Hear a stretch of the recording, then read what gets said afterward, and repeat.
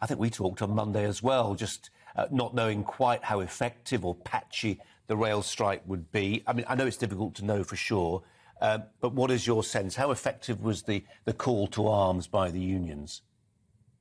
Well, it was quite effective. Obviously, the roads were pretty congested, whatever Simon Calder found.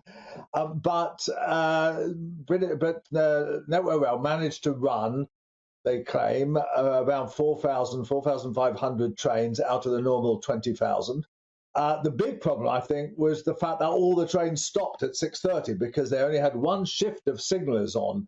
And once you have no signallers, you can't have a railway.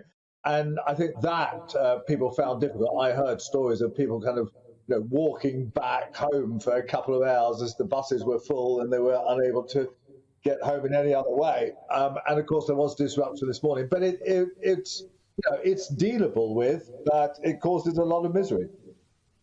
And when misery happens, human nature suggests will blame someone. Some people will blame the union, some people will blame the government. But that's the game we're in, isn't it? And the proportion of people who blame one or t'other is what will carry the argument. Yes, and I'm interested that watching the Vox Pops on television and looking at the existing surveys, that actually people are quite sympathetic to the unions. And I must say, Mick Lynch, the boss of RMT, has done a brilliant PR job in challenging the journalist who try and kind of portray him as a militant and so on, and he's kind of been a very effective voice for the union. And we have to remember that it's not the union barons, as they've been called by the government, who have actually announced the strike and gone on strike. It's basically the rank and file members who voted very overwhelmingly in favour of this strike.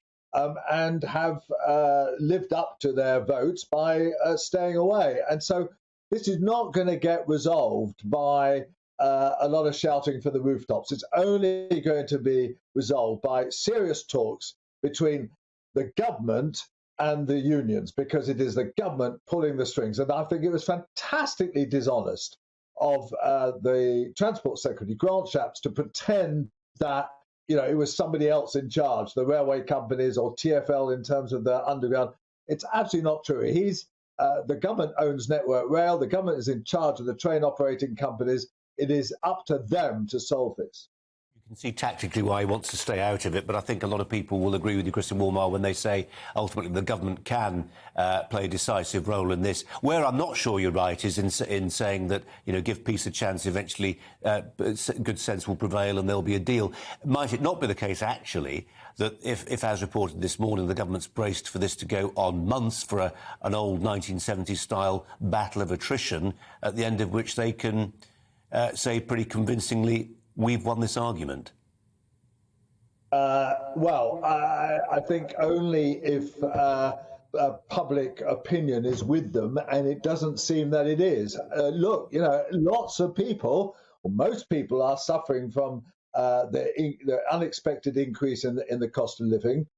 They can see that the unions are not, fighting for something absolutely crazy. They just want a reasonable pay rise. I think for ministers, as Simon Clarke, the Treasury Minister, has done the round, saying, well, I'm afraid, chaps, that, because we messed up the economy so badly, you're going to have below inflation rises, and that's tough. And I don't think that message has gone down very well, do you?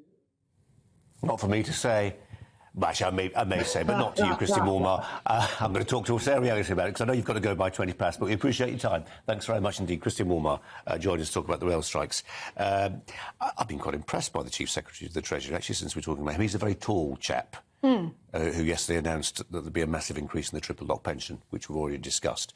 Christian Walmar says that when you do the Vox Pops, in other words, if you talk to people and you look at the polling, there is a lot of sympathy for the trades unions. Do you agree with that? I mean, I haven't talked to them, he would know better, but I have a feeling when they find out how much they make, that sympathy might go down a bit. I mean, they make well above the average salary in this country. I kind of see this as kind of their last stand. They're dinosaurs that can easily be replaced by technology.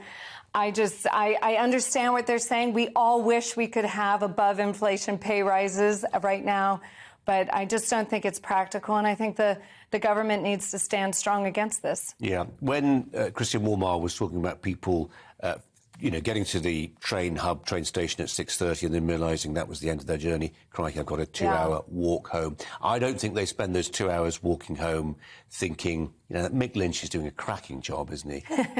Maybe I'm wrong. Yeah, no, I think they're pretty annoyed and thinking, you know what, these guys, they either need to be replaced or the government needs to just stand strong. And listen, who's benefited from this but the PC working class, the middle class that can sit at their computer and work from home all day. But there are a lot of people, usually on lower salaries, that need those trains to get to work every day.